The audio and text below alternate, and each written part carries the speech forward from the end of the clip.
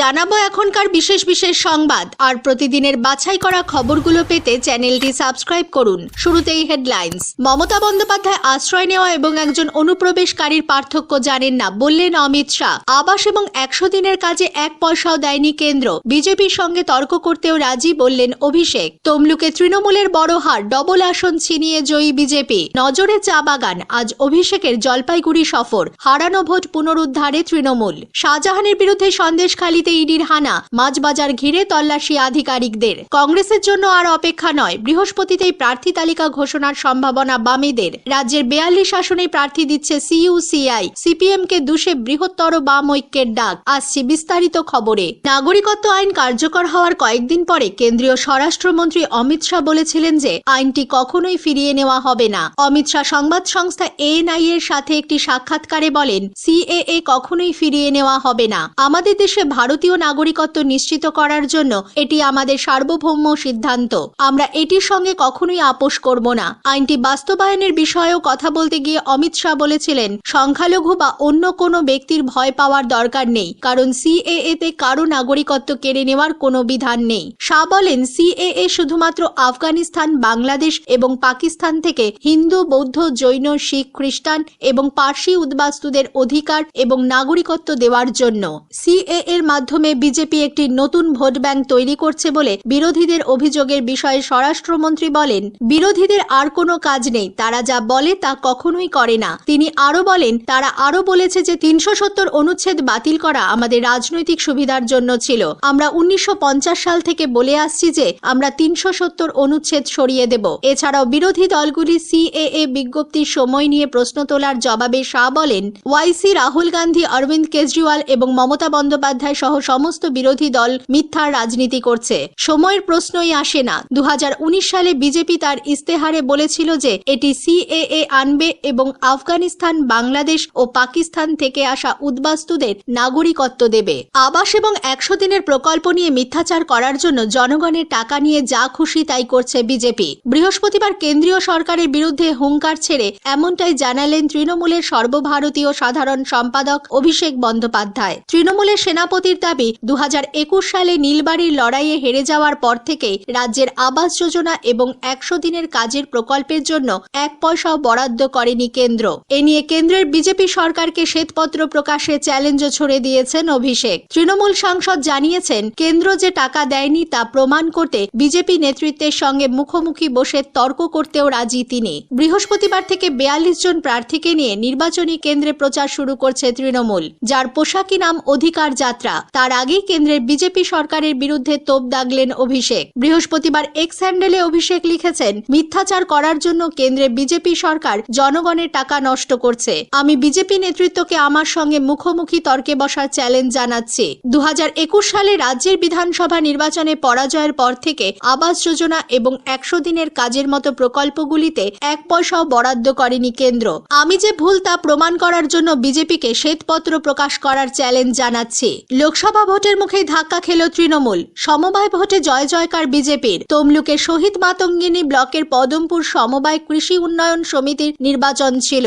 সেখানেই 12টি আসনে তৃণমূল কংগ্রেস, বিজেপি এবং সিপিএম প্রতিদ্বন্দ্বিতা করে। মোট ভোটার সংখ্যা ছিল 545 জন। মোট 5টি গ্রাম পদমপুর, ঘোড়া ঠাকুরিয়া, ধুরপা, রাজগোদা এবং পোলন্দা এই সমবায় সমিতির অন্তর্ভুক্ত। ফল প্রকাশের পর দেখা যায় বিজেপি 8টি আসনে জয়লাভ করেছে আর তৃণমূল কংগ্রেস 4টি আসনে জয়লাভ করেছে। ভোটের মুখে এই জয় বাড়তি অক্সিজেন যোগাবে বিজেপিকে, এমনটাই ধারণা বিজেপি কর্মী সমর্থক থেকে ওয়াকিবহল মহলের। এই নিয়ে জেলা পরিষদের সভাপতি উত্তম বারিক বলেন, নির্বাচনের মুখে এটা হওয়া বাঞ্ছনীয় নয়। পুরো বিষয়টি খতিয়ে দেখতে হবে নিজেদের মধ্যে কোনো সমস্যা রয়েছে কিনা। যদিও সেই সঙ্গে তিনি এও দাবি করেন যে সমবায় সমিতির নির্বাচনের সঙ্গে লোকসভা নির্বাচনের কোনো সম্পর্ক নেই। তবে সমবায় সমিতির নির্বাচনকেও নির্বাচনের মতোই দেখা উচিত বলেও মন্তব্য করেন তিনি। ওদিকে এই জয়ের পর বিজেপি রাজ্য কমিটির সদস্য প্রদীপ দাস বলেন, তৃণমূল কংগ্রেস যেভাবে গোটা রাজ্যে অরাজকতা তৈরি করেছে এবং সন্দেশখালীতে যে ঘটনা ঘটিয়েছে তারই ফলস্বরূপ সাধারণ মানুষ তৃণমূল কংগ্রেস থেকে মুখ ফিরিয়ে নিয়েছেন।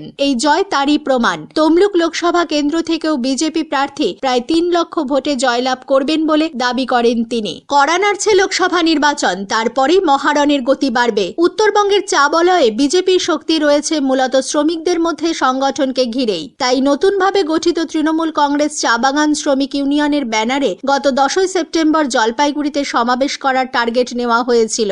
লোদিয়া মডেলে চা বলয় সম্মেলন ও সমাবেশে শ্রমিকদের প্রতিক্রিয়ার ভিত্তিতেই তৈরি হয়েছে সংগঠনের রেখারূপ। শ্রমিক সংগঠনের নেতা ঋতব্রত বন্দ্যোপাধ্যায় জানিয়েছেন, উত্তরের চা শ্রমিকরা এই সম্মেলনে উপস্থিত ছিলেন। হলদিয়ার মতোই ছিল কাচের বয়াম। জেলা ভিত্তিক যে প্রতিনিধিরা উপস্থিত ছিলেন তাদের মধ্যে যারা বলতে ইচ্ছুক তারা কাগজে নাম লিখে বয়ামে জমা দিয়েছিলেন। লটারি করে নাম নির্বাচন করা হয়। নেতৃত্ব যারা তারা কিছু কথা বলছেন লাগাতার। চা বলয় সম্মেলনে নির্যাস নিয়েই চা শ্রমিকদের এযাবৎকালের বৃহত্তম সমাবেশে আলোচনা করে গিয়েছেন অভিষেক বন্দ্যোপাধ্যায়। এর আগে কালচিনি এবং নকশালবাড়িতে চা শ্রমিকদের নিয়ে অনুষ্ঠিত হয়েছে কর্মসূচি। সেই সম্মেলনেও চা শ্রমিকদের সুবিধা অসুবিধা প্রতিটি বিষয় তুলে ধরা হয়। বাংলার বুকে চা শ্রমিকদের নিয়ে এই সভা নিঃসন্দেহে এক ঐতিহাসিক পদক্ষেপ। বাম জমানায় এবং পরবর্তীতে বিজেপি শ্রমিকদের প্রলোভিত করেছে, কিন্তু কোনোভাবেই তাদের হাতে ন্যায্য পাওনা পৌঁছে দেয়নি। সাত সকালে সন্দেশখালীতে হানা দিলেন ইডি আধিকারিকরা।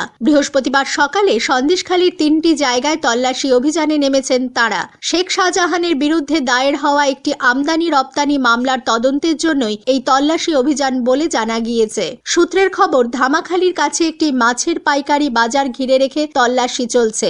এই বাজারের অন্যতম অংশীদার নজরুল মোল্লার বাড়ির সামনে মোতায়েন করা হয়েছে কেন্দ্রীয় বাহিনীর জওয়ানদের। পাশাপাশি শাহজাহান ঘনিষ্ঠ বেশ কয়েকজন মাছ ব্যবসায়ীর বাড়িতেও হানা দিয়েছেন ইডি আধিকারিকরা। যে বাজার ঘিরে তল্লাশি চালানো হয়েছে সেখানে কাঁকড়া ও চিংড়ির পাইকারি ব্যবসা চলত। প্রসঙ্গত কিছুদিন আগে হাওড়া, উত্তর 24 পরগনা, কলকাতা মিলিয়ে মোট 6টি জায়গায় তল্লাশি অভিযান চালিয়েছে কেন্দ্রীয় তদন্তকারী সংস্থা। শাহজাহানের সূত্র ধরে এই জায়গার সন্ধান মিলেছে। জানা গিয়েছে দুর্নীতির কালো টাকা মাছ ব্যবসাতেই সাদা করত শাহজাহান। এছাড়া রেশন বন্টন মামলাতেও তার বিরুদ্ধে তল্লাশি চালানো হচ্ছে। বৃহস্পতিবার এবং শুক্রবার প্রথম দফার প্রার্থী তালিকা ঘোষণা করে দিতে পারে রাজ্য বামফ্রন্ট। প্রথম দফায় অন্তত 10 থেকে 15টি আসনে প্রার্থীদের নাম ঘোষণা করে দেবে বামেরা, এমনটাই সম্ভাবনা রয়েছে।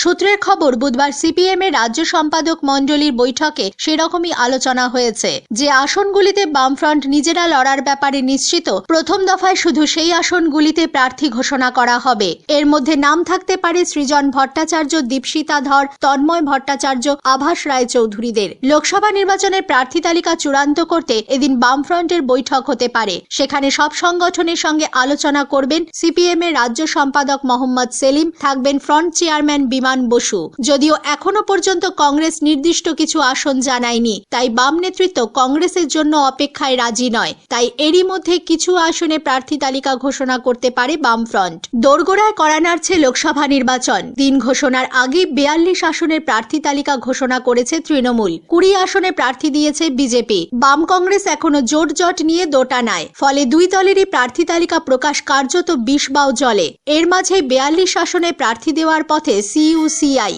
সিপিএম সিপিআই কে দুষে বৃহত্তর বাম ঐক্যের ডাক দিয়েছে তারা। রাজ্যের একমাত্র দল তৃণমূল, যারা একসঙ্গে 42 আসনে প্রার্থী দিয়েছে। তারপর দ্বিতীয় দল হিসেবে সিইউসিআই রাজ্যের সব আসনে প্রার্থী দিচ্ছে। নানা রকম আন্দোলনের কথা বলে ভেসে থাকার চেষ্টা করলেও ভোটের মুখে এসে প্রার্থী দিতে চুল ছিঁড়তে হচ্ছে বামফ্রন্টকে। তথৈবচ অবস্থা কংগ্রেসের। তারা শ্যাম রাখবে না কুল রাখবে তাই এখনো সিদ্ধান্ত নিতে পারেনি। ফলে বাম কং জোটও ঘেটে ঘ।